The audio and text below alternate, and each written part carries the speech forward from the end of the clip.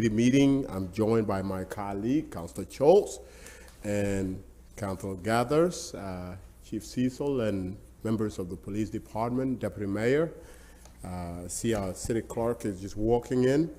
Let's get going here, and before we do that, we have three agenda items here. The first one, and depending with the time, the first one is obviously the package, the police unit, and the staffing, which probably is a recurring issue. We want to leave that at the end, but take it away with the recruitment and all of that stuff. Sure. So it's the questions you sent a while back, right, Yes, Council? yes, Okay.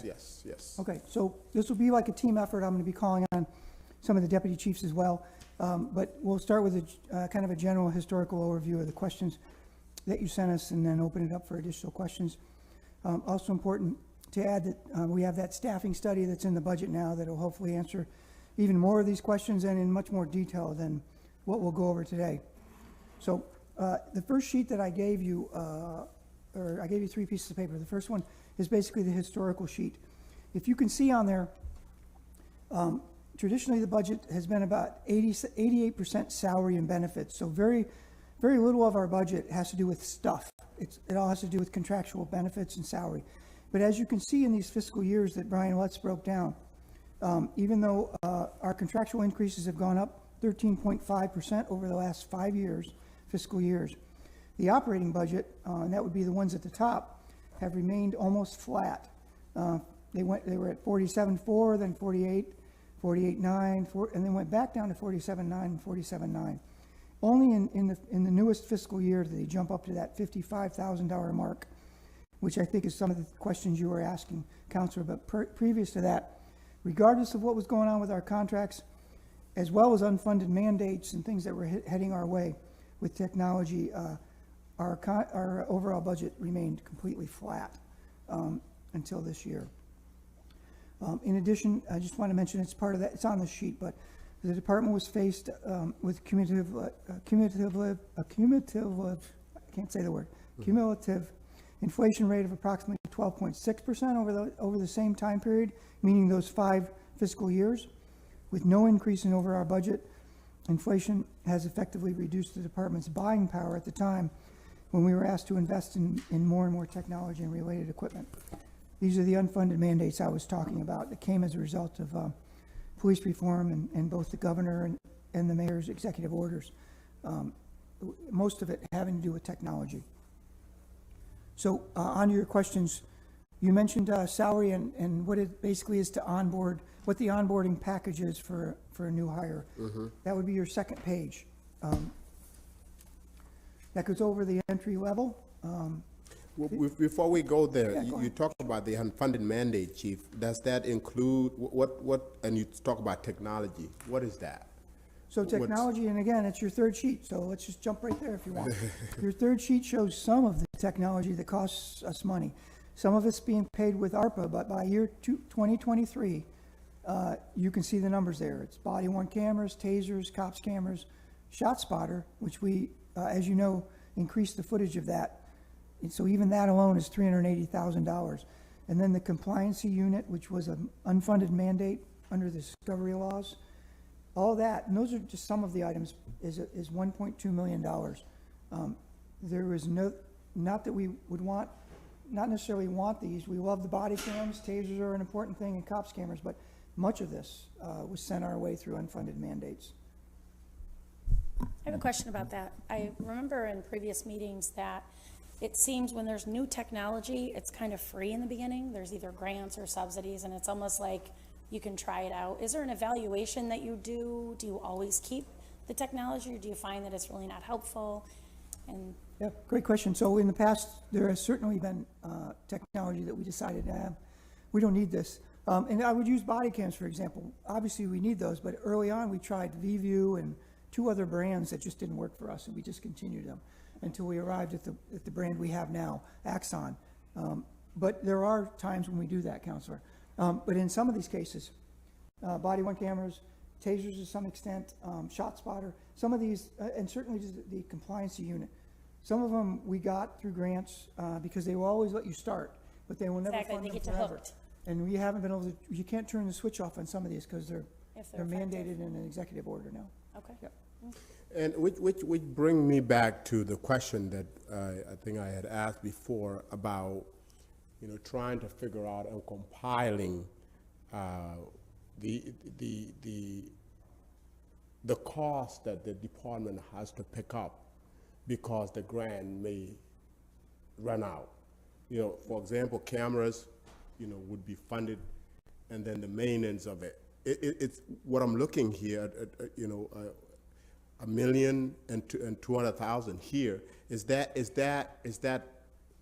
the answer to what we had asked before to figure out what do we pick up after the grant end? Is this what it is? That's it. And it's gonna be Yearly. every year, yes. So, yeah, those are the technologies that are currently being paid by grants or ARPA funds, and it will eventually run out. In fact, in 2023, the city will be on the hook for all this technology. And keep in mind, this doesn't even, in some cases, include, it has cops cameras built in here, but it doesn't, we have no idea how many are going to break down, so that this cost could be higher than this. This is just what we know of right now. And when you talk about body worn camera up there, that $440,000 does that include the maintenance or not? It does. Or just the hard pieces? It does. That particular package, it's always a 5-year contract with Axon, and over that 5 years, if something was to break, it's all completed or included right in this package. There's no additional fees while you're going through their contract. At the bottom, though, keep in mind, this is for 245 cameras, because we've gone well above what we were mandated to do, or what we actually told the public we were going to do, which is 220, outfit every uniformed officer. We went beyond that to outfit every uniformed sergeant as well, because they're integral in the operation of the patrol, and they're very visible out there. Beyond that, we have special investigations that are going to be going out this summer and doing a lot of street ops and stuff, so they're going to be very visible. So we're going to increase that number. So even, what you see here, this 2.5, this 1.2 is going to increase, because we're going to continue to buy more body cams as more and more folks go out there and become visible components of the summer deployment. Okay, and what's really the average, once, assuming I'm switching to the cops cameras, which are the one in the street, right? Yes. So when the state give us these cameras, how is there time or years that when they issue these cameras that they are able to bring money along to kind of put them in place, or they just give you here's the cameras, put it up, figure it out? Because I'm asking about, when they give you cameras, they're giving you money to be able, for the labor, stuff like to put them up and the time commitment, or do they just throw them to you? Here are some cameras, figure it out.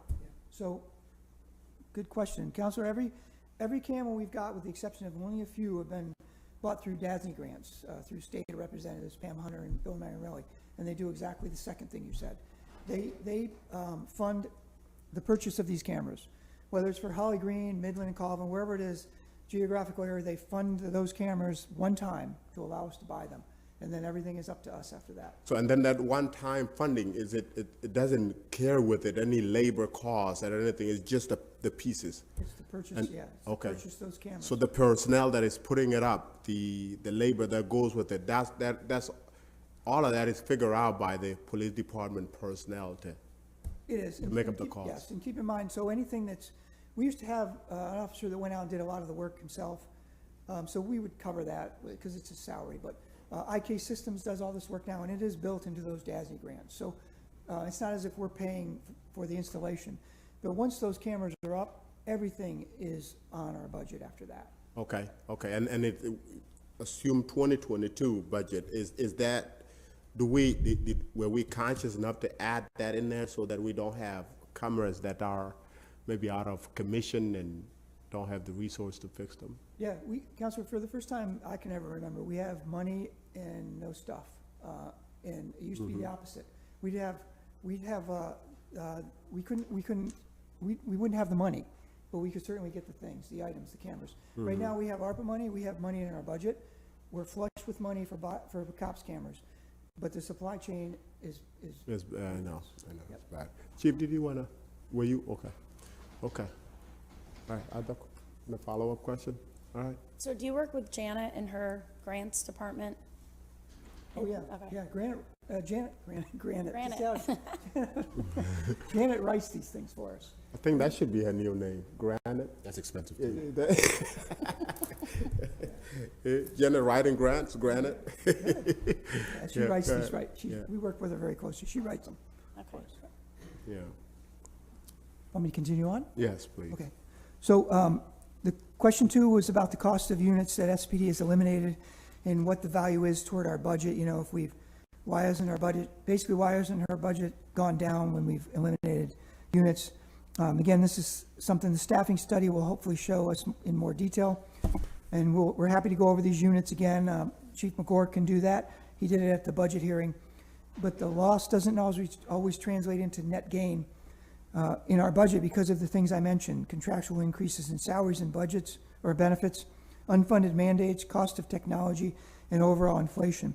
I will say, however, that there is clearly a loss in the level of services to the community when we lose units like cold case, domestic violence unit, vice squad, not to mention overall reductions in patrol, CID, and SID. That's why we're hiring as fast as we can. The mayor has approved his 6th class already. There's a 7th one in the works now. We are hiring as fast as we can, because when we lose these units, it's not necessarily lowering our budget, but it's certainly hurting the services that we give to the community with these units. I don't know if you, Chief McGork's more than welcome to come up. Keep in mind, he's in charge of patrol, but during the time when all these units were being dismantled through attrition, he was in charge of that, so he has the best grasp of it. If you'd like him. Just one quick question in regards to recruiting and things like that. I don't know if this might be a union thing or however you want to look at it, but as far as the phase 1 people, have you ever looked into that to see if there can somehow be worked in the works? Yes. Bad numbers. Here's your stuff. Oh, I don't know, Rich, if you want to, do you know about the phase 1 or Julie? Whether we've looked at whether that would, so you're probably asking whether we could just take them on? Right. Yes, Right. I don't know. So phase 2, they have to have. You gotta come up to the mic, man. The public's listening. Yeah. I speak pretty loud, so I thought. All right, okay. So if they have the phase 1, we could bring them on and just do FTO with them, but then there's a bunch of additional training that we do in our academy that we would have to put them through anyway. So what we've done traditionally is just bring them in and make them go through our academy if they've only had phase 1. If they're hired full-time off a civil service list from another agency, then we don't have to send them through our academy. So if they've been through phase 1, got through phase 2 at Camillus, but now they're on a civil service list, we can hire them off of that. If they're not, I mean, we can take a lateral if they've been hired off a civil service list and they're on another agency. But nothing in for the phase 1. So the phase 1, and the other part of your question is, we're considering, we haven't gotten there yet because we don't know what all the legwork is, and maybe just having a phase 2 academy of our own. It's something we've kicked around and talked about. We're not there yet, though. Okay. Just wondering. Yep. Help out with numbers. You're up there. Thanks. You bet. Thank you. Good afternoon, everybody. Good afternoon. I don't know who was standing here before. It must have been him. It's almost like an impression of you. I'm going to lower the mic. It just leads off there. Would it be easier for me? I don't really need this thing. Would it be easier for me to start off with the units that we no longer have? Please. Okay. Please, yeah. So for starters, we no longer have a vice unit, which at one point was part of our special investigations division. And as Chief Cecil mentioned, it's difficult to quantify in terms of numbers what the reduction in the budget is. I think truly there hasn't been a reduction in the budget, because what happens is those bodies still exist, but because patrol had gotten so low, we just didn't refill retirements, if that makes sense. So it's not like we got rid of these people that were here and all of a sudden have money that used to be in the budget, or that used to be in the budget that no longer is, that we were able to keep as a savings. We've just essentially moved those bodies to patrol, and not refilled retirements. So I don't know that there really is a cost savings at all, because we're still paying those people. They're just in patrol as those numbers have gone down because of the need to respond to 911 calls, perhaps over some of this other stuff here, that's why we've moved people. So the cost, to your question, the cost has really come, as Chief Cecil mentioned, in the form of services to the public. We just can no longer do these things the way that we used to do them. Some of them we're able to do some overtime details if we have a certain amount of issues, and I'll explain here as I go along. So our vice detail was primarily responsible for responding to prostitution complaints, loitering complaints, which a lot of the quality of life complaints that we receive from you guys. So at one particular point, we used to have a vice unit. So as those complaints would come in, there's prostitution complaints often at Hawley and Green, in that area, we would send the vice detail out and they would make prostitution arrests. We don't have that unit anymore, so What is a vice unit? vice, so like vice crimes, prostitution, gambling, loitering, those are just vice types of different vice crimes. Is there a priority number to those? Is it a 1 or a 2? Or These do would they all do be, if they were dispatched, which they are now, because we no longer have a unit, so people would call the 911 center. Those are priority 3s, because they're, as far as the type of arrest goes, most of them are either violations or even B misdemeanors maybe. And because they don't involve crimes against persons in terms of like robberies and shootings, they wait forever. And oftentimes by the time patrol arrives, it's gone, right? Because the people who are engaged in the prostitution, sometimes what we hear a lot from people is there's prostitution activity in my driveway currently. But by the time we're able to get over there, the activity's over. The frustration remains, of course, but the folks are gone. We used to have a neighborhood anti-crime section. And really what that was is it dealt with our street level drug investigations. So not our long-term investigations. We still have narcotics detectives that do long-term investigations, wiretaps, stuff like that. The really lengthy drug investigations where we hope to recover, large quantities of drugs, guns, and things like that. We still have that. What we don't have is this neighborhood anti-crime section, which was another group of detectives assigned to the Special Investigations Division that would respond to calls like, hey, they're actively dealing drugs right now in Kirk Park, or they're actively dealing drugs up by Lincoln School. And we would have these drug detectives who could get there because that was their dedicated job. But again, through attrition, because those are really priority 3 calls, because of the level of crime they are, they're a misdemeanor or they're a violation depending upon what we're talking about. But quality of life, certainly, and then they lead, of course, to other issues as well. So now they go to the 911 center, officers respond as they can, but they take kind of a back seat to active domestic violence calls or, shootings and things like that, more the gun violence calls. So can I ask a question about that? Sure. So priority 3 calls, when you had these units, were they better able to have a history of these people, because they're probably repeat offenders, right? So the advantage to this group would be they respond and like, oh, it's Billy and Jimmy again, I know them, versus now you've got any patrol that could show up and they don't know Billy and Jimmy. So does it make it harder for you now to manage that? Or so, yeah, if you can get to them, they're 3, so who knows if so it makes it harder in that way because for starters, yes, when we had detectives who were dedicated to these units, number one, they were detectives who are not taking 911 calls. So those calls didn't even used to wait. So when the calls would come in, we could send a drug unit, or NACS unit is what we used to call them. When we'd get a constituent complaint from you guys, hey, I've got a constituent that says the house at 123 Smith Street, there's a lot of traffic, they believe there's drugs going on. We'd send the NACS unit over, they could go right away to see what's going on and build the case from there. But because they were this dedicated unit, they often knew who all these folks were. They had a good feel and a good grasp on, okay, well, that's, even if we get there and they're gone, based on the description, we know that is so-and-so, and we'll go address it anyway, even though they're gone. So you lose both the response and you lose kind of the knowledge of who's involved in that kind of thing as well. So that was the NACS unit. We no longer have a forgery and financial crime section in our criminal investigations division. And really what that is white collar crime. Now, because oftentimes there is no suspect information. Sometimes this involves things like Western Union scams that you may hear about from your constituents, or other counterfeit money, counterfeit bills, which is more prevalent than you may realize. We get a lot of those types of calls, but again, they're priority 3 type calls. We'll respond as we're able. A lot of times these white collar crimes are perpetrated by people who don't live in Syracuse. They're committed over the internet or via phone, and they're people not from around here. Patrol is just ill-equipped to handle those types of things, period. So oftentimes those are never followed up on. We document a report, we document it certainly, and if there's an insurance claim that can be filed, whoever calls, the insurance will be taken care of because we document it as a crime that occurred. But when it comes to the amount of legwork that needs to be done to identify a suspect, when we had detectives, they had time to do that because that's all they did. So they had time to do follow-up investigations, they had time to do research, to find out, to see if they could develop suspect information.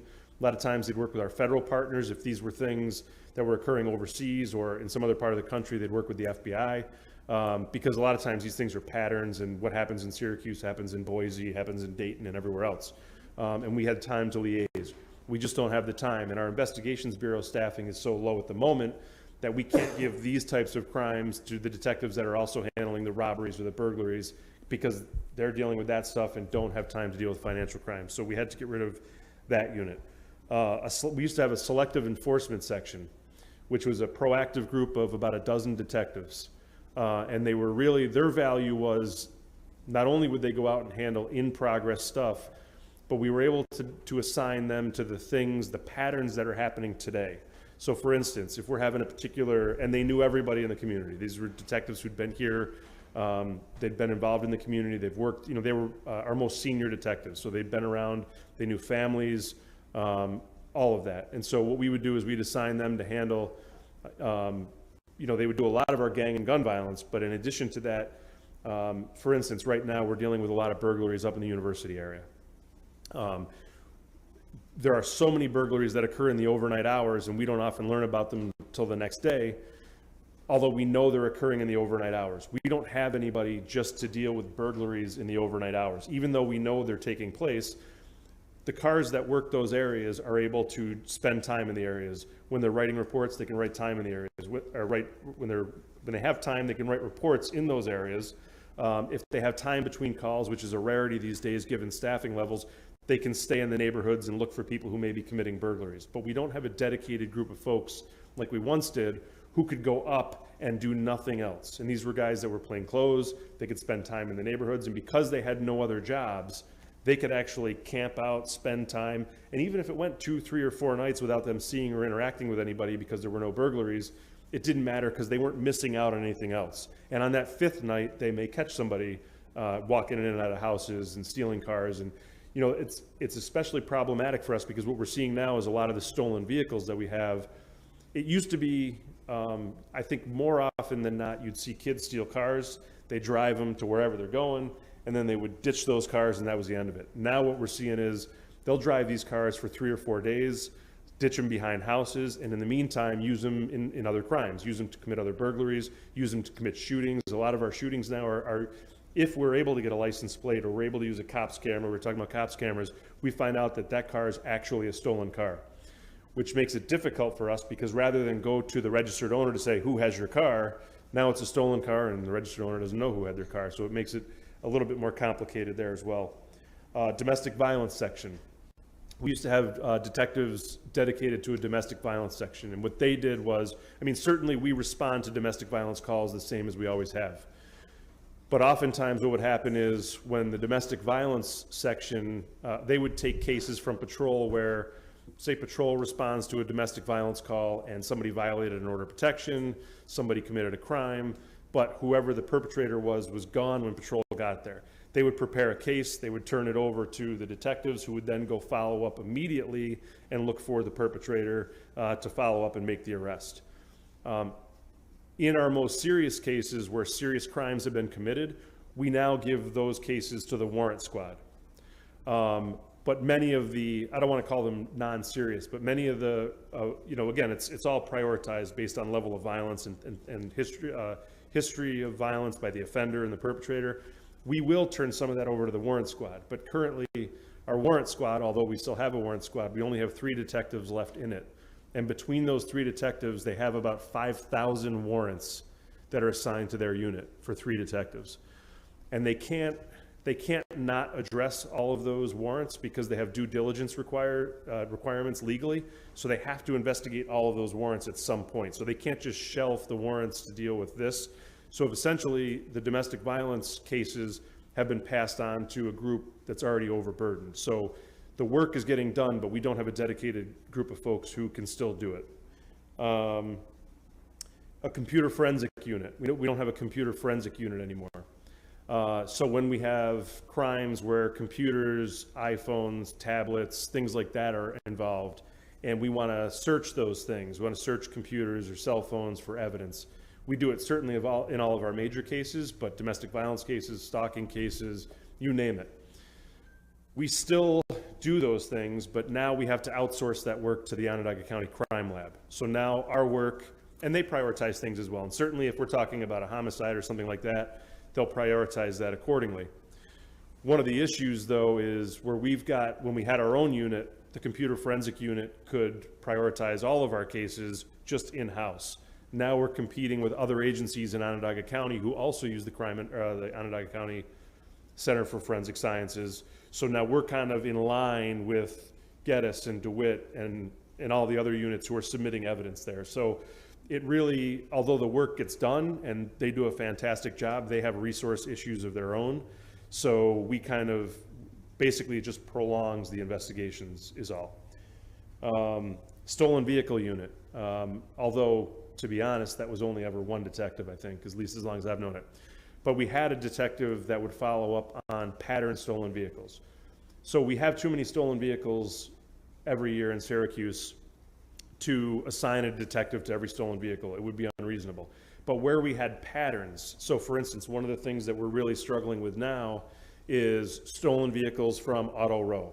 Kids are doing burglaries and stealing, 5 or 10 cars in a night, and they're out there. We would assign that case to our stolen vehicle detective, who would then go out and have the time. This is just dedicated to the stolen vehicle detective. They'd go out, they'd review surveillance video, they would canvass neighborhoods in an effort to find stolen cars. Oftentimes that would solve a burglary or some other type of crime that the stolen vehicle was involved in. So that's, this year we're up 33% in stolen vehicles over last year, and we're up almost 40% in stolen vehicles in the past 5 years. So, to have a stolen vehicle unit would be beneficial, but again, these are priority 3 type calls generally. So patrol responds, and what we do now is patrol responds to a stolen vehicle, writes a report, and then we have what's known as a hot sheet. So the officers know which cars are out there, but they're trying to look for stolen vehicles in between dispatched calls. It's just not very efficient, and unfortunately the recovery of those and solving those cases necessarily goes down as a result. And then lastly, our cold case homicide squad is now no longer staffed with a dedicated detective. So we have 108 unsolved homicides in the last 5 years. Not in the last 5 years, that are older, they're 5 years or older, going back to 1952. So we have 108 cases. Most of them are unsolved homicides. There are a few that involve cases of missing persons where homicide is suspected, but they're actually classified as missing person cases. Those cases, again, we still assign them because of the type of case they are, but we used to have a dedicated group of detectives who did nothing other than investigate cold cases. Now those cases have been transferred to our case assignment section. So as they're able to get through their robberies, their burglaries, their shootings, their assaults, their stabbings, once they get through that caseload, they can kind of take a look at these as they're able, but they're not getting the attention they deserve. So again, I think the cost there is really, for all these things, I think the best answer is the cost is borne by people who live in Syracuse. So, I don't have a detective who's assigned to my son or daughter's homicide. I don't have a detective who can handle my stolen vehicle case. I don't have a detective that can deal with the prostitution in my driveway and the needles that are left behind thereafter. So the cost really isn't so much, I mention that because it's hard to look at a budget and a spreadsheet and say, where are we saving money or where are we not saving money? The cost is really borne by the folks who call you all the time saying, what can you do for me? That's really where the cost comes in, if that makes sense. So it's a numbers thing. Obviously, we know that the police need more police. If we Sure. were to get to whatever that perfect number is, would we have these departments back again? Is that If the we could goal? get the staffing up, well, he's the boss, but if we could get the staffing up, I'm confident to say that we would refill the units, because again, as I just laid out, hopefully, there's definitely a need for all these things. I mean, because they're just they're either not being addressed at all, or they're not being adequately addressed, because we're asking the folks who are already, at 380 some people, and as Chief mentioned, the staffing study, I'm confident will tell you that probably we don't have enough and we could use quite a bit more. In fact, New Jersey just passed legislation. There was an article in the paper just passed, or their proposed legislation, excuse me, where based on crime rate for every population of every, what was it, 10,000 people? 1,000 per Every- 1,000. Per 1,000? Cop per 1,000. 4 cops, I think it was more than that, right? 4 cops per every 1,000. Yeah, something like that. So, and that was based on, research they had done down in New Jersey. So I'm certain that the staffing study will help on that. But yeah, absolutely. I mean, it's definitely true that we'd like to bring all these back if we had the folks to do it. Chief, what would you say was a safe number, staffing number wise? If you just had a number to put out there, what would you say was a safe number for good staffing to be able to fulfill and have an I efficient? mean, we have had discussions on a number of occasions. My number would probably be higher, but I would say my own personal number at a minimum would be probably 465 at a minimum. At a minimum, gotcha. In order to do all of these things, in addition to all the things that everybody else would like us to do. So we often talk about the ability to staff events downtown. We're talking now about how do we staff Taste of Syracuse? How do we staff Armory Square? How do we staff all these other things? So it's not just the things on this list that become an issue. It's all of the other stuff that we've become fortunate enough to staff. I mean, 15, 20 years ago, we were able to say yes to everybody. We had 500 people, which I think was Tim's favorite number. But we had something like that. But when we had that many people, we could say yes to everybody. I think the understandable frustration that comes from the public is this. Hey, you guys always were able to provide me with this service. Why can't you now? And honestly, they don't want to hear what's the reality. The reality is it's not that we don't want to, it's that we have 380 people and we're trying to do a job that we promised everybody at 525 people. And the numbers just don't work. So it's an understandable frustration, and it's not because we don't want to. We're constantly asking folks to work overtime. We're ordering people to work overtime now when we never used to. We're ordering people to come in on their days off to cover shifts and other stuff. Which can but be we're just- exhausting on the. Well, it's exhausting, and I mean that has other implications. I mean, if you're constantly ordering people in, people are tired. When people are tired, you run into demeanor complaints. You run into bad decision making because people are exhausted. It's unsustainable. But I think there's more than just this that it's tough for us to do anymore. And so certainly that's frustrating for the folks who would like a cop. I mean, we get calls all the time. Hey, can I have a cop outside my bar on Friday and Saturday nights? We just don't have anybody to give you. And it's not a matter of we don't want to do it. We'd love to do it. It's just difficult for us to do now at our current staffing levels. That's all. Did you want to add something? I saw you wanting to. I guess I would just add that when you look to do a staffing study, that there's calls for service and there's the follow-up investigations that are done. Those are the core things. But to Chief McGork's point, that staffing study, and this is why it's so important to get somebody that's done staffing studies for police departments before, when you list all of those things that are also additional needs besides what our core is, that's what that staffing study should be looking at as well. That's just what I wanted to add. So with that, because I don't want us to spend a lot of time on the staffing, but based on what I'm seeing, that you have gotten rid of about eight units. Am I correct? Is it 8? 8, right? Okay. So when did this start? And I'm just looking at my list here. Excuse me. I'm just looking at my list here. So I would say roughly within the past 5 to 6 years, as the numbers began to decline, is when we started. okay. And then, certainly cold case was very, very recent. Vice and NACS was very, very recent. Computer forensics was pretty recent, but I would say probably within the last 5 years. That's 5 years. Okay, so with that, what did you have 5 years ago in terms of capacity of the officers? Sure. We're doing this. Number-wise is what you're? Yes, numbers. I think it was 480, if not higher, 5 years ago, but we can find that out for you. 480, and you currently have what, 460? I'm sorry. We have 300, I believe 380, but 19 of those are in the academy right now. So, Okay. so we really have Okay, so 361. about 100 officers down. Yeah, 100, Well, yes. yeah, right. More than 100. More Yep, than- Yep. Okay. So hopefully this question isn't off topic too much, but back to your Deputy Chief McGork's selective enforcement detail. You were saying that there's a lot of crime right now up at SU, and normally you would have had folks go up in plain clothes and walk around and see what's going on.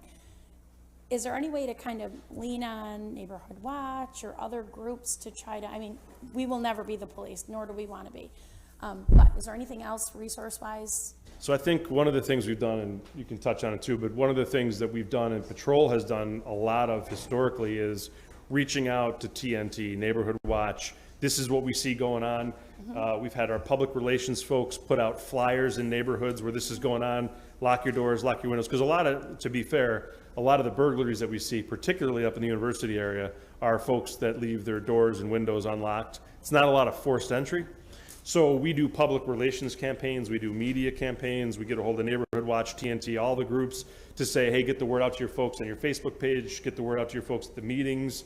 Our captains go to the meetings and talk about all those things, about this is what we see going on, this is what our recommendations are, so that you can be you can help us. We do the same thing with Auto Row. Our captains will get in touch with Barb Rothschild to make sure that the dealerships are aware of what we're seeing, provide them with suggestions as to physical security, things that they can do. So that is stuff that we do engage as much as we can. What is physical security? Expand on that. So physical security, locks, gates, fences, cameras, personal. stuff like that, stuff that we think might help on the property, in addition to the stuff that we can offer and we can provide, stuff that they might consider as well. What about outside security outfits that, We have suggested to many people that that's an option. We just don't have any authority to say you have to hire security. But, certainly issues, we've seen it at the Skyline and other places where we've suggested, hiring security might be a great idea. Right. And do you ever work with those security companies at all to say, listen, this is what we recommend you do as a security company, always call 911 and? I think in individual cases, we've had those conversations. It's not a blanket, a standing, this is what we do in every case, but we've had those conversations with security groups before. Okay, good, thanks. So, if you don't mind, counselors, understanding, the lack of capacity with police officers, we do want more police officers to be here to be able to provide a sufficient, more sufficient, I should say. You guys are doing a great job of what you're dealing with, to the community to respond to crimes and things like that are going on. I would like to go over to the second sheet that you sent over about the sign-on bonuses and things like that. The purpose of the sign-on bonus was, to my understanding, to get officers to come to the city of Syracuse to help enforce and create a bigger department, if I'm not mistaken, Chief. Yes. With that being said, those who do a lateral transfer, do they have to follow our? Okay, I'll put it to you this way. Officers that are seasoned, that have time on the job, when they get transferred over to here, do they are they required to follow our in-city residency, or do they have a waiver, or? Correct. They have a waiver for have a waiver. residency. Okay. What about the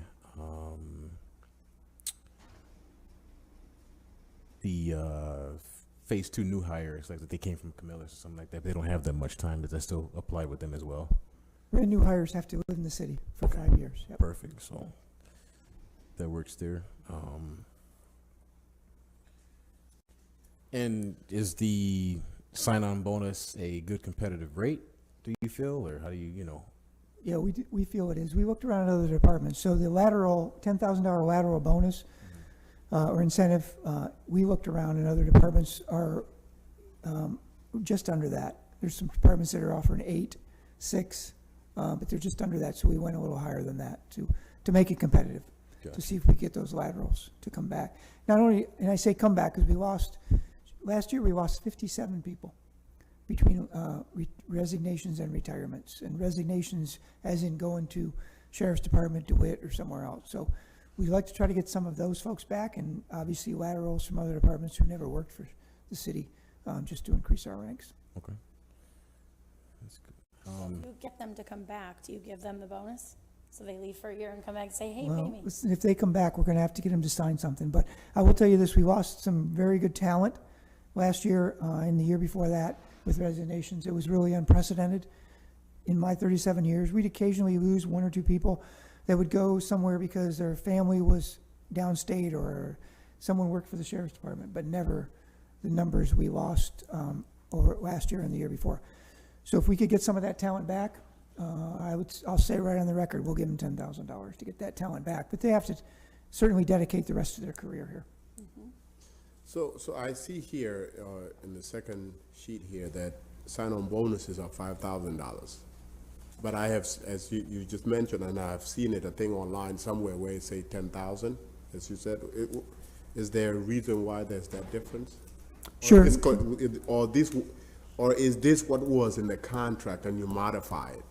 So the incentive is not in the contract, but the 500, and I think probably Rich or someone knows better than that. I believe the smaller number is for brand new hires to basically sign on to become a police officer, go through the academy and all that time, all those things. The 10,000 is for laterals. You have a police officer fully trained, ready to come over. Okay. All they have to do is take a few weeks of FTO to learn the streets of the city if they haven't come from here, and that's it. And then they're on the road taking calls. So these are officers that are already trained, they're ready to hit the road running. Okay. So with that, I see here there is $73,000 that at the entry when That's the onboarding cost. yes, when the officer first come in, this is what is offered to them. Yes. What is this compared to Camillus? What is this compared to Fayetteville and other? Yeah, so Councilor, I know you asked that before, and I will tell you this, and How much DC difference? Trudell could answer this better, but he has this spreadsheet that will, it looks like a nuclear matrix or something, like trying to, it's subatomic level, but because it has so many different levels to it, healthcare, this, that, and the other thing, and but he has that spreadsheet available. I just don't know if it would make much sense to you, but Rich can probably go over some of those things right now. Yeah, I just want to know the number. Oh, That it takes $73,000 to onboard somebody in the city of Syracuse. What have we looked at other municipalities to see what it takes to onboard an officer? Because it seemed like that's our problem. We're losing our officers to these folks. Yeah, so the spreadsheet that I have, salary is one cost, right?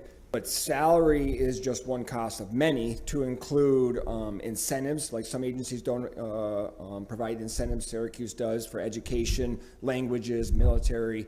There are medical costs that are different compared to our agencies, others. So I have that spreadsheet. I provided it before. I'll provide it again. Yeah. But you just can't look at salary. You have to look at salary across the board to include schedule. We are losing officers in the city of Syracuse to agencies that have better work schedules, that provide same number of hours, but more time at home, less days at work, right? That is a big factor in why officers are leaving the city of Syracuse to go to their agencies. So, yes. What's our schedule now? So our patrol schedule is a 4-2. They work 4 days on, 2 days off, and that rotates. So I think it's every 6 weeks they get some portion of the weekend off. Other agencies have a 4-3-4-4, so they could have upwards of 4 days off in a row, 3 days at the least. Almost off. like the state police, right? Yeah, or the county sheriffs. Yeah, and what? So I'll provide that spreadsheet. I'm sorry to interrupt, but I'll provide that spreadsheet. You can look across all, and I encourage you to look across all the tabs, because that's the balancing act between what Syracuse has to offer and other agencies. Okay, so send that to all the counselors again, please. Okay. All right. Yes, you got it.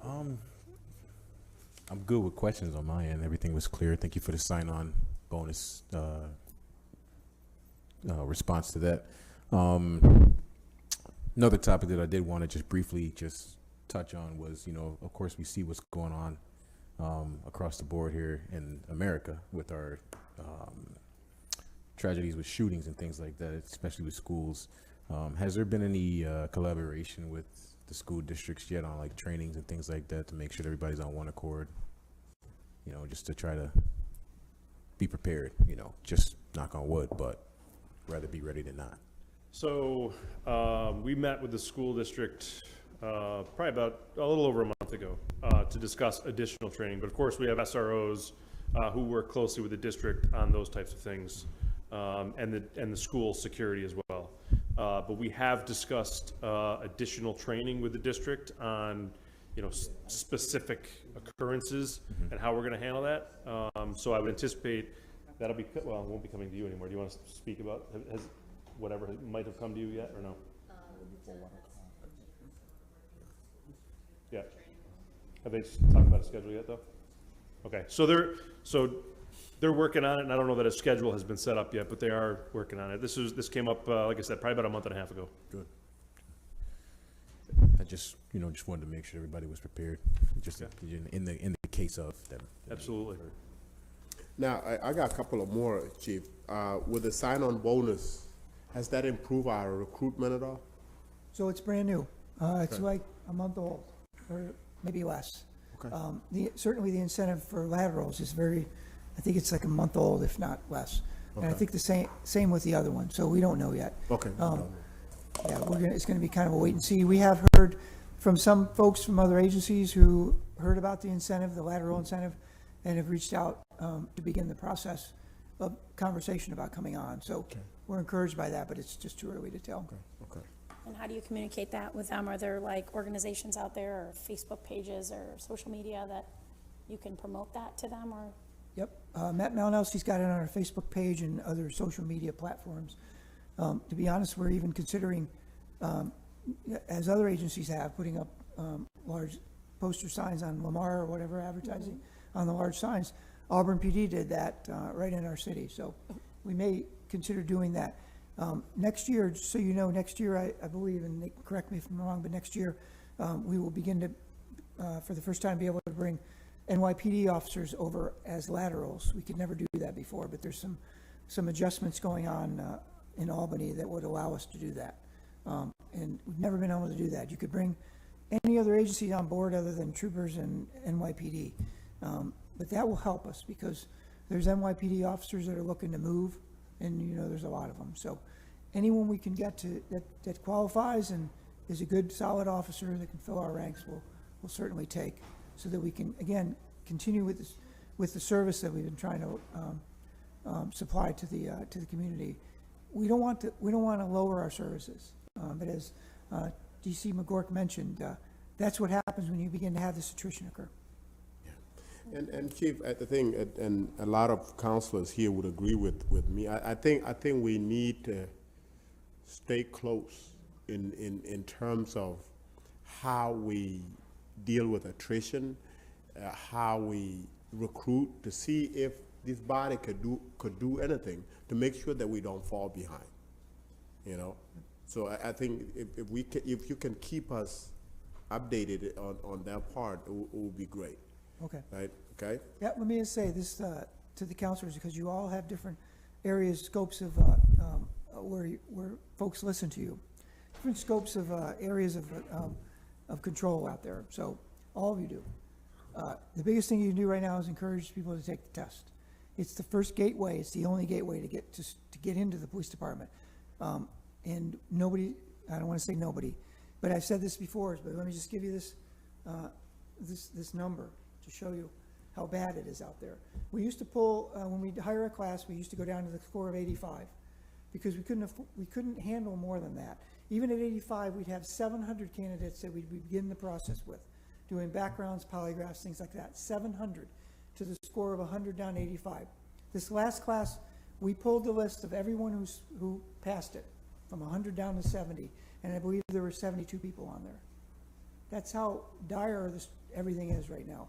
The only gateway into the police department is that test, that civil service test. So if you can do anything for us, encourage folks that listen to you, that want to be police officers, to take the civil service test. Because we will face even worse prospects if those numbers continue to go down. We cannot just hire someone off the street. It starts with the civil service test. Do you do press releases and share them with cross departments? Okay, good. So as soon as we get that, I'll start running down the street and knocking on doors.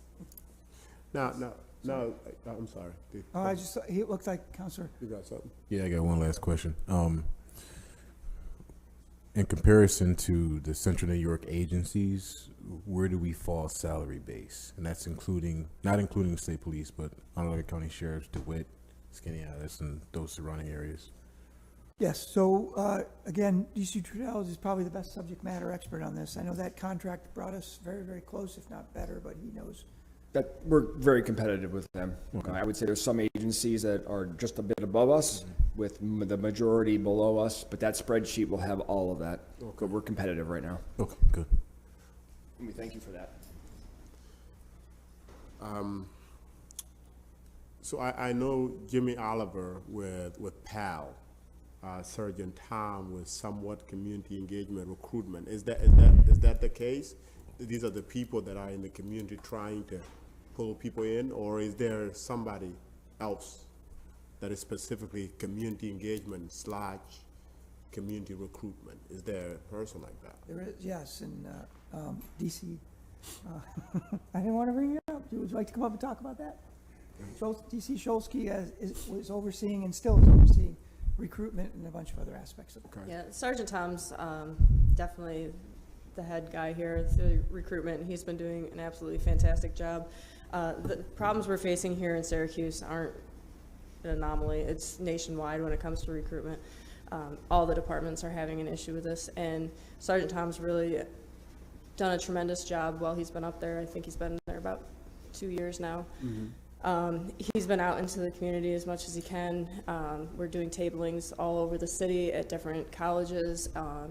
We have a relationship now up in Fort Drum. We're going to bring down the soldiers. They can, in exchange for one of their work days, come do ride-alongs here, so that those people that are transitioning out of the military, maybe we can get them down here signing on.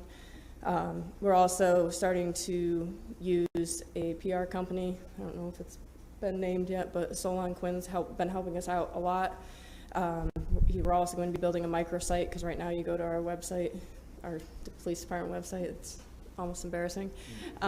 So he's going to be building up something that actually shows that we are trying to be on the cutting edge of technology to make us more appealing to those people that may want to be police officers. We've also just implemented the Interview Now program, which is a text-based messaging system. You might have seen it on social media when we post about the lateral hirings or the fact that we're giving the test, things like that. If you're interested, you can text, I think it's SPD Now or something like that, to a certain number, and it automatically starts asking you questions like what's your name, your phone number, your age, not age, because I don't think we can ask that. Just different things to get their contact information so we can be in contact with them, but also to kind of ask the questions to make sure that they are able to become police officers. And then we can now be in contact with them through the text messaging. We've always been using phone calls and emails, and I don't know about you guys, but the younger generation doesn't want to take phone calls. Right. They're not checking their emails because you get hundreds of them a day. So really, I think texting is going to help us get in touch with the younger generation. So Now, hopefully that is Sergeant Tom the only, is he a one-person army, or is there another person with him? Officer Flanori also works in our recruitment section, and in the past couple years, we have developed a recruitment team as well. They're not dedicated strictly to recruitment, but we like to pull from the team. If we have retired military members, we send them to Fort Drum, or we send them out to the 174th, because they're going to have that relationship that somebody who wasn't in the military is not going to be able to have. They're not going to relate to them as much. Or if we have Asian officers, we're going to send them to Asian events, that type of thing, so that they can just relate and maybe feel more comfortable approaching them to find out more information about the job. Okay, with that, Chief, I know, and we all know here that civil service is not an easy test, because the mechanics that goes into it makes it sometimes difficult to score well. Which, as you said, is the gateway to the police department. And I know Deputy Mayor has been doing some work to try to figure that out. And the stuff that Chief Mon has done, Deputy Mayor, are we doing that also at the I mean, department? one of the things is Chief Mons is able to, you know, get kids right out of high school, because you can be 18 years old to join the fire department. You can't, 20 and a half. I cannot emphasize, so when the question came out about this body and other bodies across this state, is I get the purpose of civil service. It is to try to create a level playing field, but it is documented that standardized tests are biased. And so there is, you know, we really, the fire department did take a look at their test, not the fire department, but the fire industry, and did change it. And so we still don't know whether or not that is impacting whether or not people can do. It doesn't matter whether it's police or fire or DPW or any other department in the city of Syracuse, city school district, any municipal government. Those standardized tests and those standardized positions are antiquated and outdated. The titles, most of them don't even correspond to the job that the people have to do. So if I can take a test and score high, that means nothing to whether or not I have the understanding, the knowledge, and the capability to interact with individuals, which is what city work is. And so if we talk about, there are so many different moving parts, but that civil service law in New York State needs to be, there needs to be taken a look at it, and how we can use other criteria. This police department asked whether or not we could use other criteria in addition to the score to weigh people. And the answer is no, because it goes against the New York State civil service law. Okay. Yeah, it is truly a struggle, and that just been probably make your job more hard, because you can't really get to people that you would want to get to. Yeah, no doubt Because about of that test. And Counselor, so just so you know, I think all of you know this already, but the driving force has been First Deputy Chief Schaaf, but the cadet program is supposed to begin this fall. That's the program where we're pulling kids out of PSLA, bringing them on board, because we can't bring them on as cops until 20 and a half. We're going to bring them on as basically CSOs or something like that, and do actual work for us. But in the meantime, they'll be learning and going to physical fitness training and doing everything they need to do so they can, when they're 20 and a half, they can take this test, pass it, and get into our ranks. And keep in mind, it's going to be clearly a diverse group with language skills most likely, and every one of them is going to be a city resident because they're going to be from Fowler High. But that's supposed to kick off this fall with, we're hoping at least 10. We don't know if we'll get 10, but it's going to be brand new. And when that's up and running, years from now, it will be an automatic pipeline of diverse candidates from the city with language skills. Other questions, councilors? I do. Other perks that you can offer new officers, like local banks offering lower interest mortgages or college loan forgiveness programs. Do you offer that or try to promote those programs? We, not that I'm aware of. I will tell you, Councilor, we just recently had what I would call a good problem, but we had several, or I don't know if it was several, it was 3 or 4, I believe, of the recruits in the academy right now went out to buy homes and were turned down by the banks because they have no work history. Right. And you know, so we were able to work with City Hall and get some people to contact the banks. We didn't want to, certainly don't want to talk, we had to be careful in our conversations because we didn't want to own a bunch of mortgages when we were done. Yeah. But just talk to them about how if they pass everything, we plan on bringing them on for a lengthy career. Right. So just because they're in the academy and don't have a work history, we expect them to be employees of ours for 25, 30 years. So we think we overcame that, but this would go even beyond that, what you're talking about. Yeah, I've seen a bunch of different ones out there, so I'd be happy to put the information together and email to you if it can be of any use, because any perks that we can offer them, I think the better, right? Yeah. Oh, yeah. Yeah, and just to be able to also, because I don't, like you said, I don't think, you know, people are aware until you come in here what benefits and, you know, incentives are there with the police department there when you come on, you know. Yeah. to come on board. So that may, I don't know how much Sergeant Tom is doing in that avenue to kind of push it out, but it's probably might entice some people to want to join, considering the. Yeah, I think that microsite that Deputy Chief Schultzke mentioned, I think we'll have all that on there, just Yeah. basically quick bullet points about how to become a cop, but also the advantages of becoming one and the perks, so to speak. Okay, I think it's 4 o'clock and nothing else, councilors. We want to respect everybody's time. Chief, I thank you very much. Everyone, thank you so much for coming, and that will conclude our meeting for today. Thank you. Have a good day. Thank you.